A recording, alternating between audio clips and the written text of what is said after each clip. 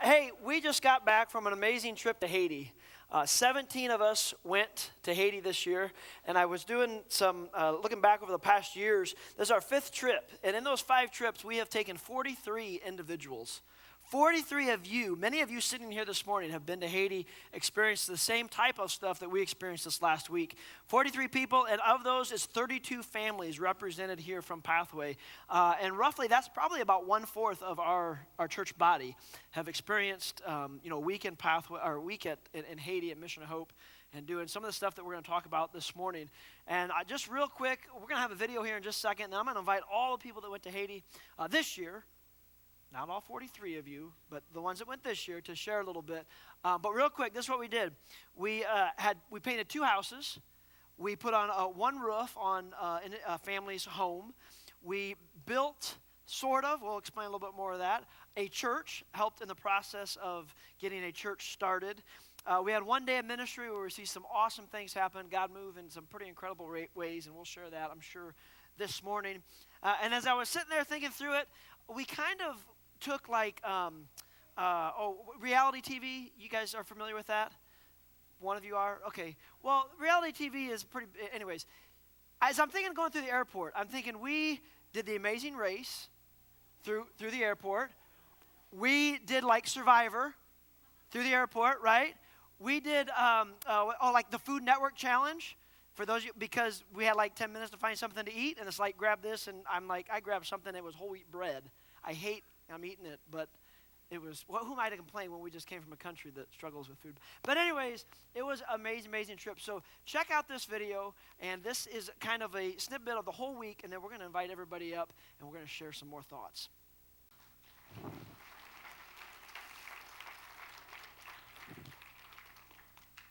So you get a pretty good idea of even the terrain and what we did and who we ministered to just through that. But I'd like to invite the whole team. If you guys can make your way up here and just go ahead and stand along the side here, or along the stage here. We're just going to share some stuff that's going on. Guys, I'll tell you this, I said this is my 5th trip, and each time I just have something that I pull away from every trip, and typically it has to do with the group. And it was a wonderful group of people. And for those of you that have been on trips before, I hate to say it, but this was probably the most special trip that I've ever taken to Haiti, because my daughter was with me. My daughter Jade went, and my mom actually went this time, for those of you that may not have known. But so we're going to take an opportunity now. So we can start on this end or that end. Manas says this end, and he is the veteran, so I will pass it down here. So the idea is we're just going to share some stuff that God has done, maybe something that what was the big takeaway from this week. And we have some photos that we're going to throw up there as the individuals are speaking, not necessarily describing the photos, but really just saying, hey, this is what God did this week. Go ahead, and what we'll do is just tell us your name so everybody knows you, and how many times you've been to Haiti, if this is your first trip, second, third, or whatever. Okay, I'm Chris Hill. And I just felt like God called me to go to Haiti, so I quit fighting it. And how many of you know that God comes to redeem us? So a lot of thoughts went through my mind when I was there and when I got back. And you could say there's a lot of pictures and a lot going on. So you could say a lot about this picture from what was going on, but I cut a lot of boards down on the bottom and was handing up a lot of tools, and I had time to minister to Ari, which is the owner of this home, and kind of felt like I evangelized, so I felt like God kind of used me there. So as the team was blessing him with a new roof, I felt led after we went back at lunchtime to tell him what God was telling me to tell him, because he had shared with me before lunch some really bad things. He's a Christian, and he was being troubled by, spirits, evil spirits. And so I was able to pray with him and I believe it gave him hope, and that he could overcome that. And I believe I told him like how he could overcome that, and so I believe a lot of people were healed, delivered, and redeemed while we were there. So it was great.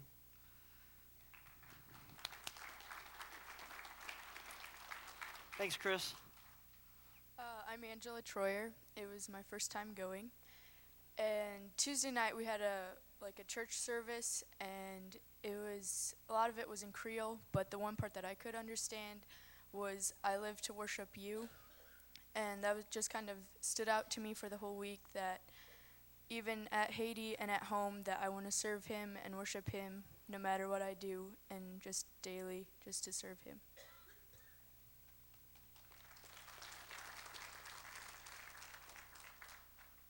My name is Jade Brooks, and for me, when I went to Haiti, it was more about the kids and just meeting them and finding relationships with them.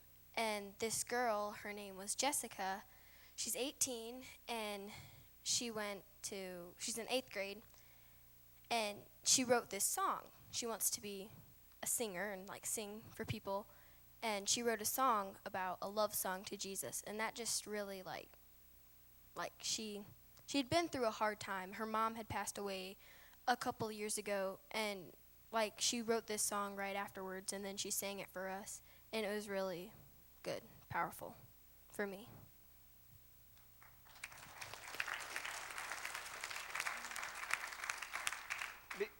Before Kim shares, I just want to share something because I can, and I'm her dad. I didn't realize the impact that it would have on me having my daughter with me on the trip. I held it together pretty good. I'm sure maybe some noticed. I actually told Jay, because he has taken his daughter, this is the 3rd time, correct? I said, why didn't you tell me, the tugging at your heart when your daughter is on the trip? And he just kind of laughed at me. But I want to say this. The 2 youngest people on the trip are standing beside each other, Angela and Jade. And I'm telling you, they blew me away.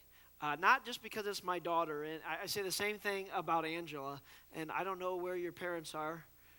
Okay, there they are, John and Doris. Can I just say, you have an amazing young daughter, young lady that is a hard worker, jumped in, and I was impressed with her, and I told her, I said, your parents would be proud of the hard work that you did, and same with Jade. So from the 2 youngest that were with, you always kind of wonder, how's the team going to work out?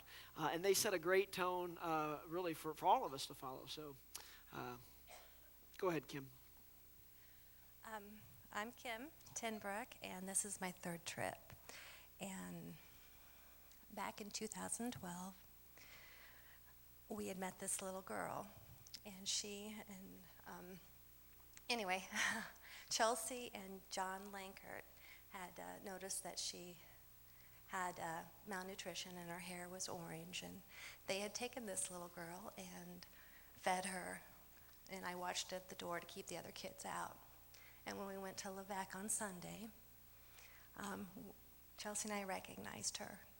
She doesn't talk much. We don't know her name, but it was good to see. She doesn't have the discoloring in her hair. She's healthier than she was. She's not really good. She had a sore on her leg. When Sarah went to pick her up, she's like, ow, and had to put her back down. But it was just good to see that she was healthy and alive, in much better shape than she was 4 years ago. Yeah. And this was, we were working, right, in the village at the time, and we took a break when we met her? Is this the girl? This is the girl we were working in. 4 years ago. 4 years ago, Yeah. and we were painting Yeah. the houses in Levac. Yeah.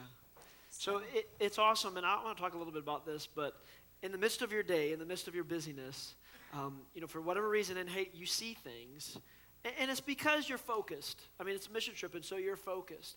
But a lot of times, we get back to our world, our job, our community, and we lose that focus. But let me just encourage you, in the middle of your day, begin to look and begin to watch and begin to see where the needs are. And God is good, and He would bless you when you look outside. Look outside yourself and slow down a little bit. So,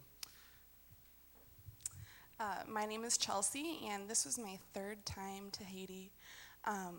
I reconnected with a few people, and one of them was Carvona. She was a translator that we had met the first year, and we've stayed in touch since then. And I messaged her on Saturday, and I told her that we're on our way to Haiti. And she's like, okay, well, I'll come to church on Tuesday just to see you. And she did, and I was really excited to see her. And she has been through a lot. She lost both of her parents, and she's kept her faith in God through all of that.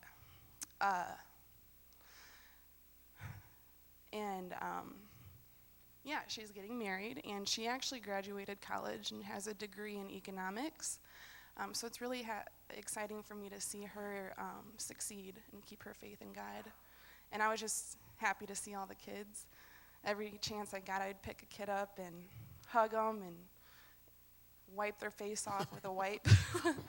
And then your hands off. Yeah, and their hands. And I was really happy to work with all these people. You guys are pretty awesome. Boju, Moen, Rele, David. Good morning, my name is David. Oh, like, see, he didn't do that the whole week. But yeah, a lot of touching moments, but one that really stood out to me was this older lady, and she couldn't read, but yet, she keeps Christ first, and I forgot to ask her if somebody reads to her or not, but one thing that she did say, that she sleeps on her Bible, using her Bible as a pillow. That really touched me. I'm Loretta Fry.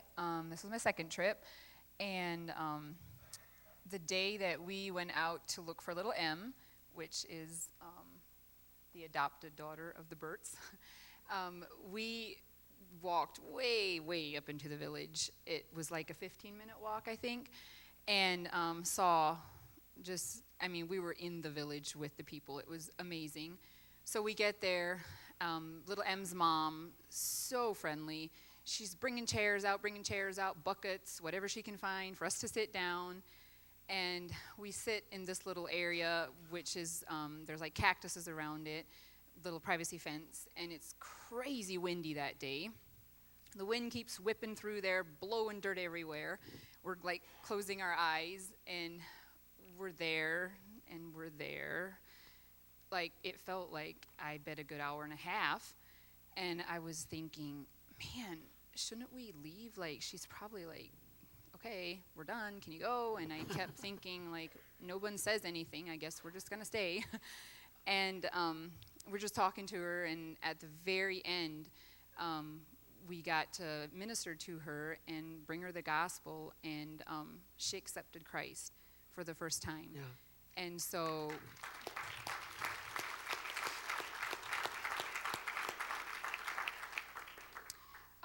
my lesson from that was to slow down, because we would have missed that opportunity had we left when I was thinking we need to leave. So I need to slow down.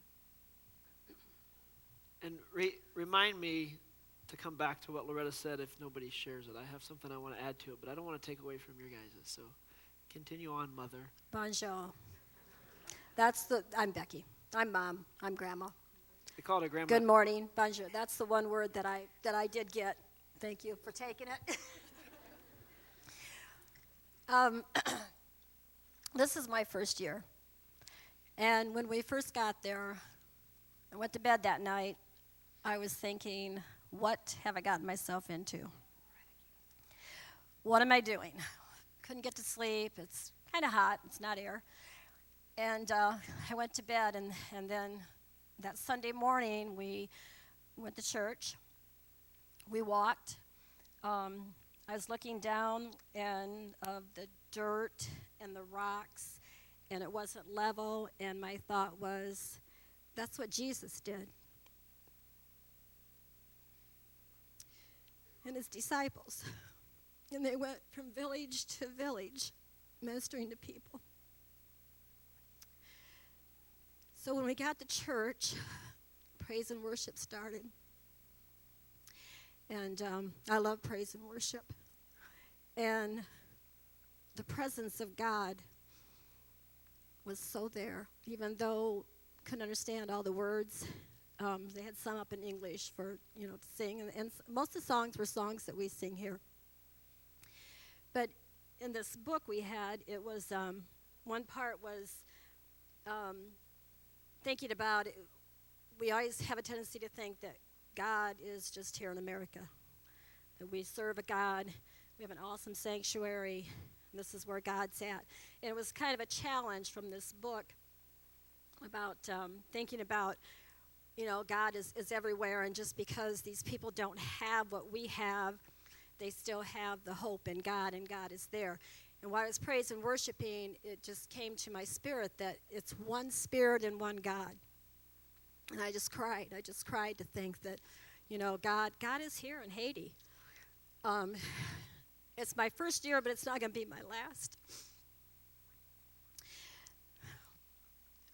On this picture here, the cross and the design back there is pallets. Is that what you call them, pallets? Yeah, wood pallets. Wood pallets. And I just thought that was so awesome that they would be so creative to take what they have to do that. It was just really, really awesome. I forgot some things when I went, some things that ladies like to have, a little makeup, and you get older, and just some cosmetics and stuff, some Advil, just I know he told me, Mom, don't forget, your passport and everything. I didn't tell you not to forget makeup, trust me. Well, anyways, you just feel like you need it sometimes, right? So I want to thank the ladies that I roomed with, all of them. They all served me with something that I needed. And I thought about that this morning. I thought, we went to serve the people in Haiti, but they served me when I needed some things, and I just thought that was really awesome. And we had a neat team. I was blessed by everybody. Of course, they called me Mom and Grandma. That's okay. Even the Haitians, even they started calling me Mama Jason, I think. But that's okay. I would go again, and if God's tugging on your heart, don't wait. Just step in and do it.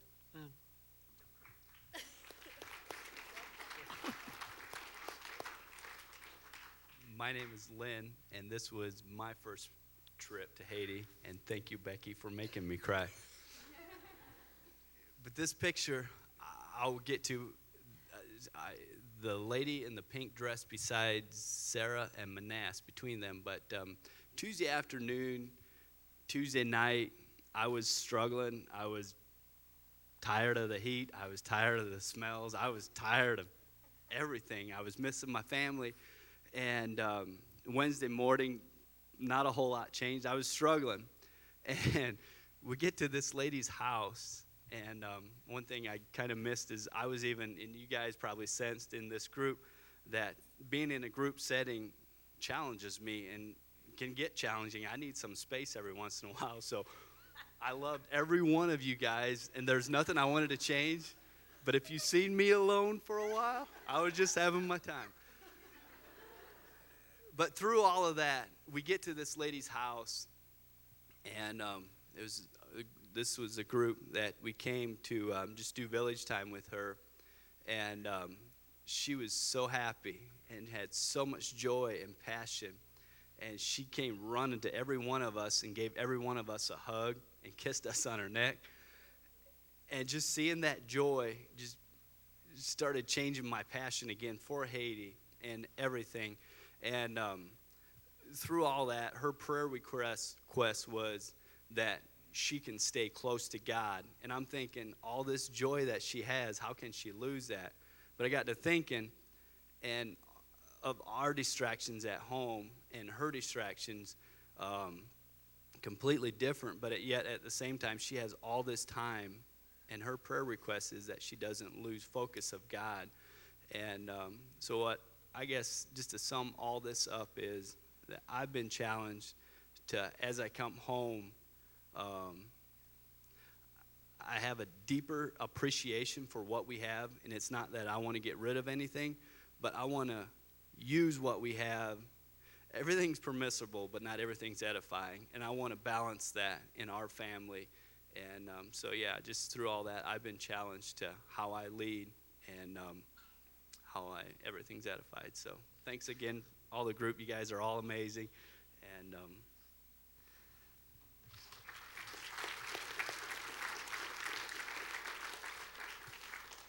Just it's a great point that Lynn made. We had what we called team time, and we went up on this roof on top of where we stayed, and it was beautiful. You see the mountains. You had a breeze, slight breeze. It was pretty heavy breeze. We were taught. Lynn had Lynn had talked about everything that we have, and the thought of, well, we just need to go home and get rid of everything. And as we discussed it as a group, and you realize this, that we are blessed.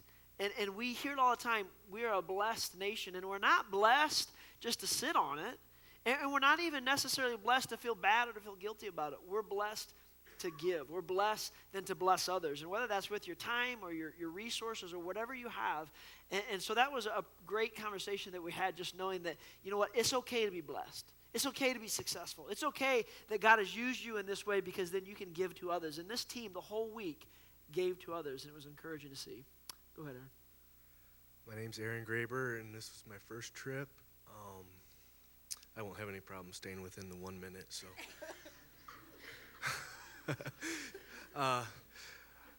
I just really loved working with the young men that were volunteers at their church. They volunteered to work with us.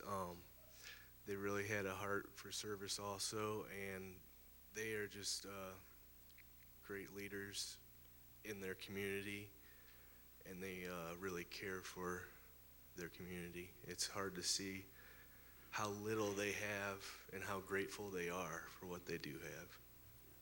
Just amazing. That, like he said, the church that we helped build, that's the church. And a funny story with Aaron is we were getting, I think he said it, if not, forgive me, but we were getting ready that morning and packing up tools, and you go down to what they call the depot and you get whatever you need. And I think Aaron was the one to say, hey, because I had told him, I think the foundation's ready and we're going to be laying brick, and they'll mix the concrete, you make your own, and that's what I'm thinking is going to happen. He's like, well, we need to make sure we have a trowel. So we're like, well, do you have a trowel? Where's the trowel? And then we pull up and we see this in just loads of dirt and rock and gravel. And they were already working, this group. This guy's named Mario that's moving the rock there with them. And the guy back behind in the purple hat, his name is Clinton. I can't remember the guy in the red hat. But all these guys are volunteers from the church. It's like Pathway. We're going to do something, help out, whatever. You guys show up as volunteer work. They're there in the heat, working like crazy, getting things done. But they looked at us as we got off the bus, and they just stared. It was 4 of us this time. We had split up the first day. The ladies went and painted a house. 4 guys came here, and 4 guys went and did the roof. And we're all just standing around there, and nothing happens fast around Haiti. Communication is tough. Translation even gets kind of confused. So I'm thinking, do they even want us here? Like when they were looking at it. And suddenly then the boss comes and talks to us, and we're like, okay, what are we going to do? Like, you see all that dirt and all that gravel, you need to get it into that huge area where the church is going to be. Like, okay. Like by hand, with shovels. And we brought like 6 buckets. So literally, we did that for 3 days, and we saw those huge piles of dirt just be moved and that foundation being laid. But it is incredible, like Aaron said, to see their gratefulness for us being there and for the resources that we brought and we helped. And just by the way, that money that you gave when we took up the offering that you brought and you sacrificed and you gave, that supplied, to my understanding, all the gravel, all the dirt was there. So thanks. I have calluses now because of you, and so do many others. The rebar, it was able to lay that foundation. They're getting ready. They're hoping to pour cement. You saw in the video we were taking bags of cement, and they'll mix that together and make more of the floor. But thank you. Sorry, go ahead, Sarah. Hi, my name is Sarah Smith, and this was my first trip to Haiti. And like Becky said, it definitely won't be my last. It was such a great week. It was hard to pick one story to talk about, but this girl, her name was Mistad. She really made an impact on me. Basically, the first several days of the trip were either work days or village days, where our goal was to minister to them either through physical labor or through spiritual conversations. So I was really focused the first part of the week on doing that. And then this day was one of the last work days, and it was hard. It was what Jason just said. We were lugging 5-gallon buckets of rocks from one pile all the way across, and we were all hot and sweaty. It was hot. So I went around to the back of the bus to just stand in the shade for a minute, and a bunch of kids were heading home from school, and this girl stopped. She's 19. She didn't really speak English, so pretty soon one of our village champions, Erlo, came over, and through him, her and I had a conversation. She was so sweet. I was so unfocused at that point in time. I was tired. And so it was just a real little petty, like, tell me about your family and that sort of thing. I was kind of out of it. And all of a sudden, through the translator, she says to me, very pointedly, have you accepted Jesus in your heart? And I was like, yes, I have. Have you? You know, it was just this amazing, I don't know, she asked me, and it was in her hometown, and I was the stranger, and she wanted to minister to me, and it was so incredible, and it just taught me that, I guess I want to say, it's that easy. You know, sometimes I feel like we have to work it up to talk to somebody about Jesus, but we don't. We can just ask and just talk, and she just really touched my heart that day. And the really cool thing about the Haitians that no one's mentioned yet, but if they are believers, they do talk about it a lot, and you can ask any one of them, what's your favorite Bible verse? And they'll give you the reference, and they'll tell you the verse from memory, and they're all different. Every single one of them had a different verse, so it's not like they're all taught the same one. They are reading and studying and taking it to heart, so I thought that was just a great takeaway from me, Stad. Thanks.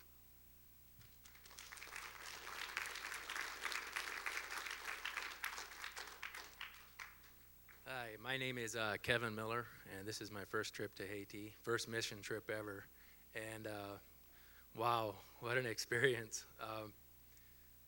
It was a blessing from God just to work with this team and to get to know each and every one of them, and God was with us the whole time, and we had to rely on the Lord at all times.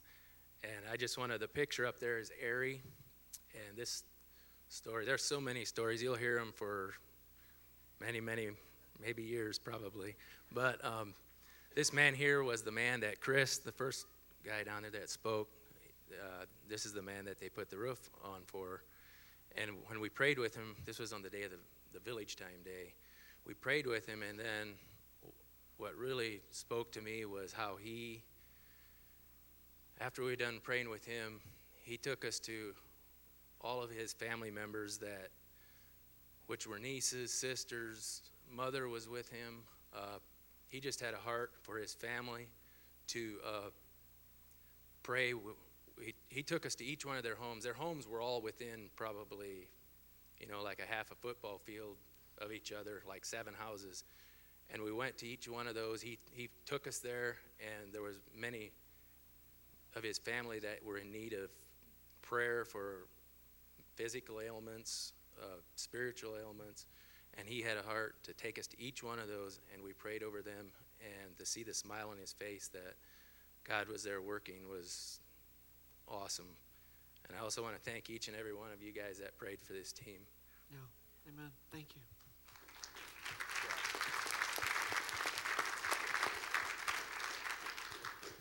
Morning, my name is Jay Burt, and this is our 3rd time going to Haiti, so there's no real surprises or things that I probably haven't seen before. 2 things that stuck out. Besides the 1-inch mattress that I slept on, the bus that several pictures shows is the only padded thing I found in Haiti.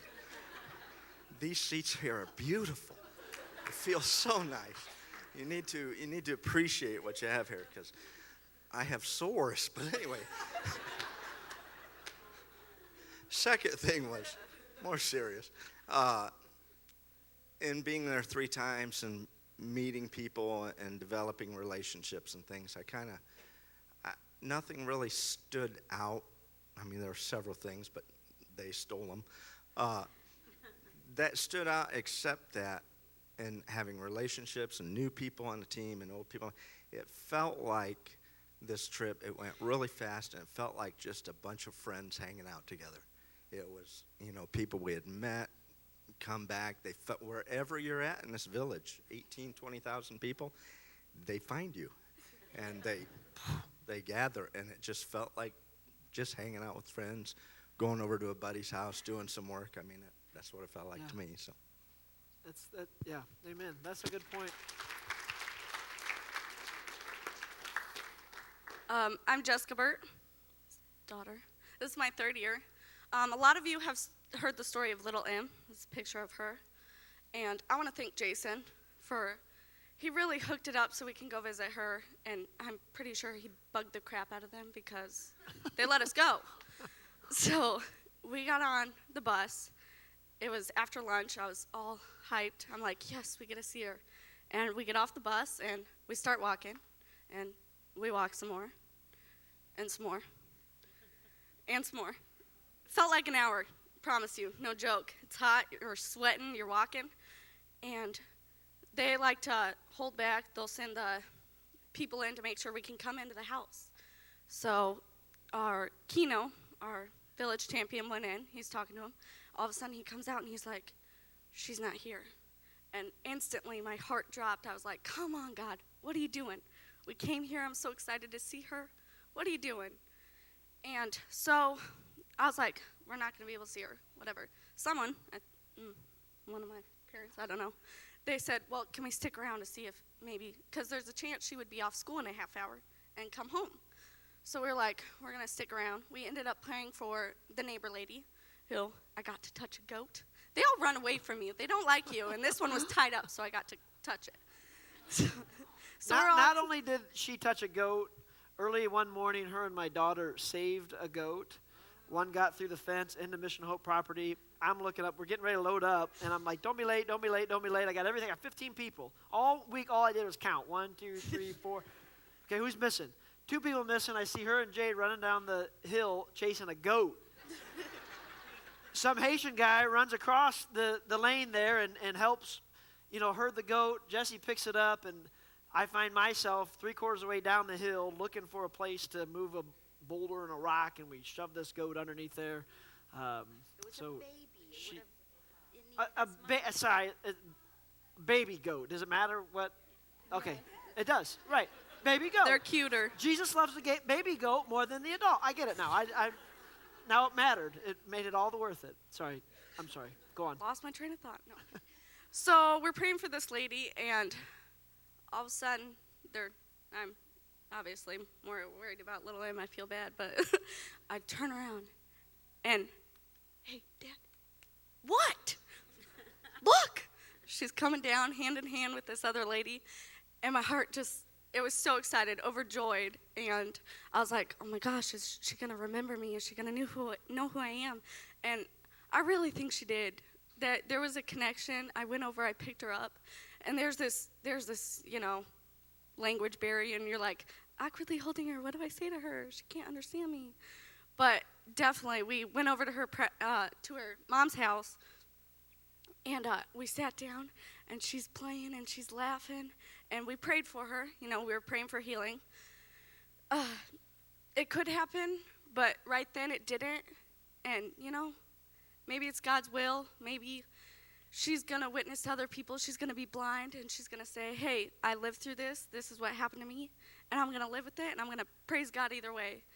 So that was exciting, and we got to play with her for a little bit, and her laugh, it just melts your heart. She's so cute, and she had one of the best days right there just because we were able to talk with her and play with her, and it was just a really great experience.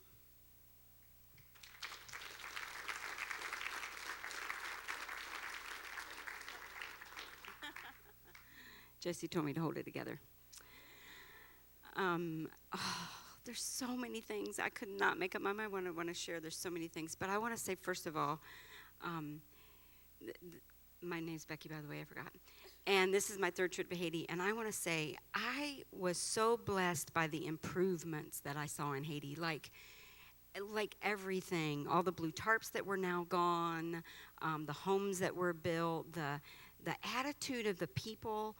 It seemed to me had changed in positive ways. They were so happy to see us, greeted us. The experience with little M was just amazing. You think, how could, she was 3 at the time, or 3.5, how could she remember us? But at one, like, she just clung to Jessica the same way she did the first time. And at one point, I have a little video, it's so precious. She reaches up and she just grabs Jessica's face and just pulls her in so tight. It was so precious. And to hear her laugh and see her play.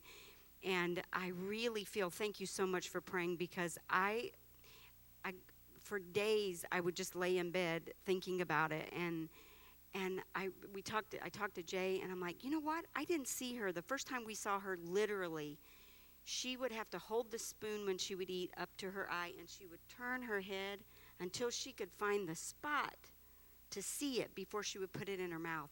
And as I watched the videos, we took some videos, as I watched them, I'm like, you know what? Yes, she cannot see as well, but I really didn't notice as much of that as before. I really didn't. And so Jay and I talked about, you guys prayed for her. We all prayed for her. We've been praying for her.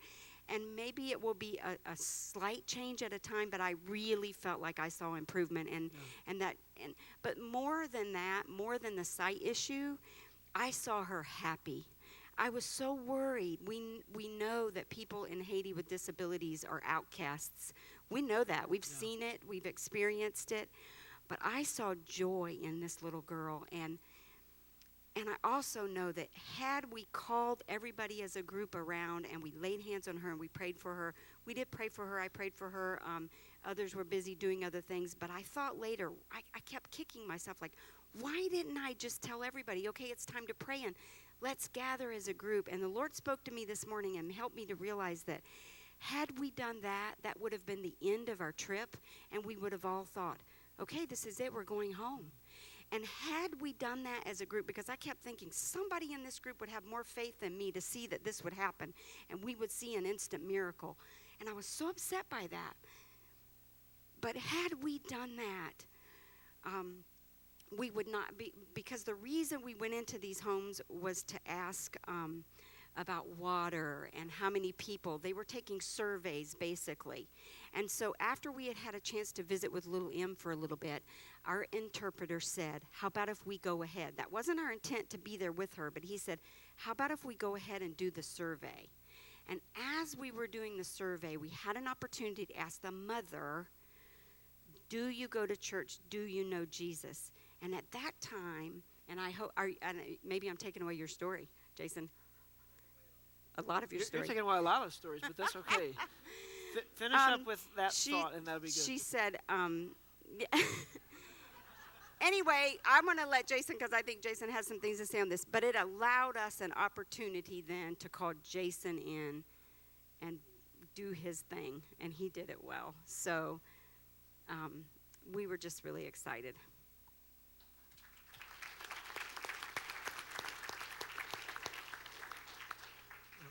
I'm Manas Hochstetler, and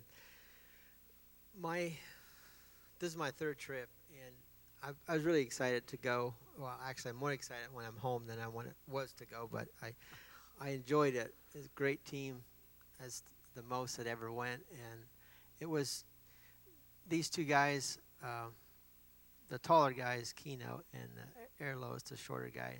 Great village champions.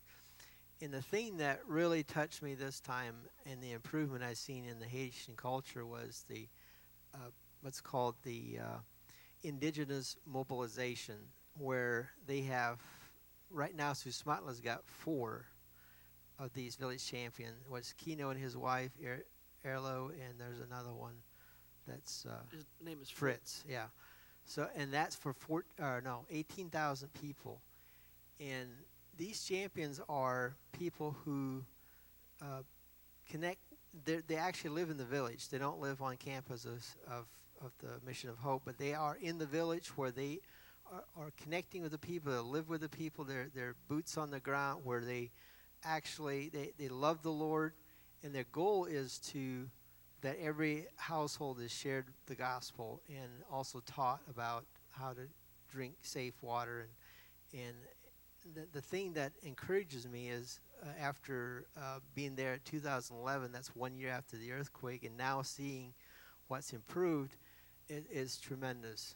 And it has to do with these village champions, and it's their strategy of connecting to the people. And so even though it's the poorest country in the Western Hemisphere, God is at work. Yeah. And people can be saved, and people are being saved. Amen. Amen. Thank you, guys. You can have a seat.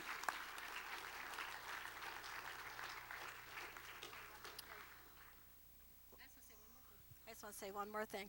I think I can speak on behalf of all the team that went. The camera's following you. Speak. And I'm not saying this because I'm Jason's mom. I'm saying this as your pastor of this church. When Jason would go in the past, I would hear him come back and tell me a little bit about, wow, Mom, it's a lot of stress getting everybody together and at the airport and getting all the luggage and everything, make sure they have their passports and everything. But I have to say that I watched him, and it is stressful. It is a lot to get everybody, 17 people together. And he was like a mother hen over their chicks. And I think one time I was late. One time. I stopped keeping track after one, so I don't really know. Will you bear with me for 10 minutes? Yes? Okay. Listen, my stories, I have several, and I even have some that I was going to share, but for the sake of time, I'm not going to. But this picture here is my story. Pathway, you guys. As much as I love going to Haiti, as much as I love working and serving alongside the Haitians, like Jay said, it's a friendship that you create very quickly when you're on the job, when you're on the ground working. Man, it's you guys that make this happen. It's your prayers, it's your support, it's the teams that go, it's the friendships that are created, it's the stories that are shared, it's the struggles that are endured, it's everything in that makes it worth it. And if I could give you a visual, the visual is, and I told the team this, you know, the thing that impacted me the most emotionally, maybe impacted even the right word, it rocked my world, was Angelo. We haven't really talked about Angelo.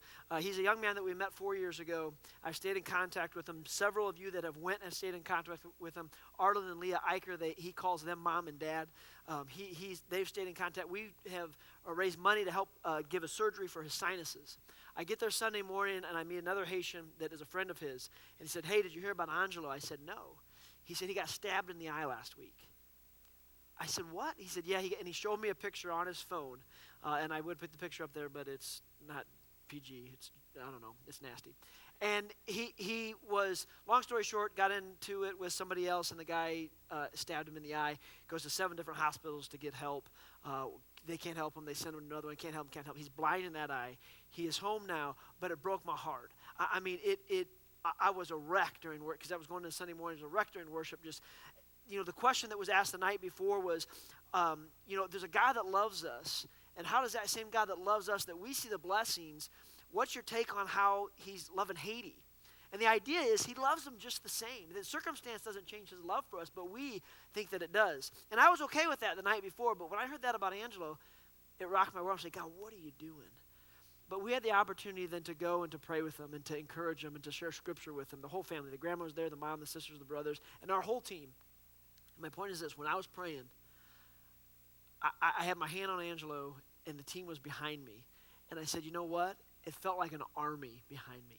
It felt like, you know, my brothers, my sisters, my church, you guys were behind me. And as we began to talk about that, and we began to discuss the impact of Pathway, because the picture of Angelo, or the picture of Erlo and Kino, the 2 village champions, 2 of the 4, I was sitting in the bus with him, and he said, you know what, there's something different about Pathway. And I've known him for 4 or 5 years as well. He said, there's just something different. He says, here's how I can explain it. Many teams come in here, and I work with many teams. But he said, most of them I can tell. He said, I can just tell they serve because they think they have to, and they have to prove something. They have to prove something to us and the interpreters, and they have to prove something to the interns that work with Mission of Hope. He said, but I've never felt that way with Pathway. He said, you guys serve because you have a desire deep down inside and a compassion and a love to serve. And I said, you know what? I shared this with the team. That's because we have an awesome church that gets it. An awesome church that has a desire to do just what Jesus said. He didn't come to serve, but to be served. He came to serve. And as I think as your pastor, and I know I can speak for Matt, and I know I can speak for Pastor Scott, that we feel that team, like I did behind Angelo, you 16 others back there praying, we feel that with you guys because we know that you're praying for us. We know that you're encouraging. And just like any family, there's issues and there's things that come up, but we know that you're there. Let me share Genesis 22, 1 through 14. I want you to go home and read Genesis 22, 1 through 14. This talks about Abraham and Isaac. It talks about the sacrifice that he had. And the point is this. Abraham had to slow down. He had to listen, and then he had to act. He had to slow down in order to listen to God. And when he did, he bundled up all the stuff. He took the sacrifice, which he knew at that moment was Isaac. But he was obedient to it. And out of that obedience, God blessed him. So my encouragement to you is to slow down, to listen to what God's saying, and to act upon it. And as you read that story, you see Abraham doing that. You see his reply. You see his obedience. And I was reading devotional just the other day, and it says this, with obedience came a greater knowledge of God and his mercy and love. And I think I can speak for the team. You guys were obedient to going. You were obedient while we were there, and you saw God's mercy. You saw God's love. You saw his hand up on that. So I encourage you, it's no different in your home. It's no different in your community. Slow down. See what's going on. Listen to what's happening, and then act accordingly. When we had 3 days of that work, that was our workspace. You think of your workspace, your work environment. You think of that office, that factory, that job site. Where can you slow down? Get the job done. Listen, one thing that we talked about, and I mentioned I think when I preached of our family is you love God, you love others, and you work hard. I'm not saying don't work hard, but I'm saying when those opportunities present themselves, don't be too busy that you missed out because that rock was going to get moved. But who knows about that relationship that was going to happen, right? That family that was ministered to because we took time to love on them, and they were so appreciative we took time to pray with them. That time that we slowed down with little M's mom, and I told you to remind me about what Loretta was saying. I was the same way. I'm like, we got to get going. I mean, we're sitting around with this little M, and all 17 of us are just like, what? And I didn't say anything. I shared that with the team, so it's not a surprise. But then God began to move. He said, hey, come over, she's got some more questions. And we began to share Christ with her. And we began to share that there's a God of this universe that loves you. And that he sent his son to die for you. To give you the opportunity to accept him. To give you the opportunity to ask him into your heart. And at that moment right there, it was a real deal. I mean, I'm telling you, I know that tears don't tell everything. But there was a transformation in her heart at that moment when she accepted Christ. And you have the opportunity to be used in that way as well. If you slow down, if you listen, and if you act.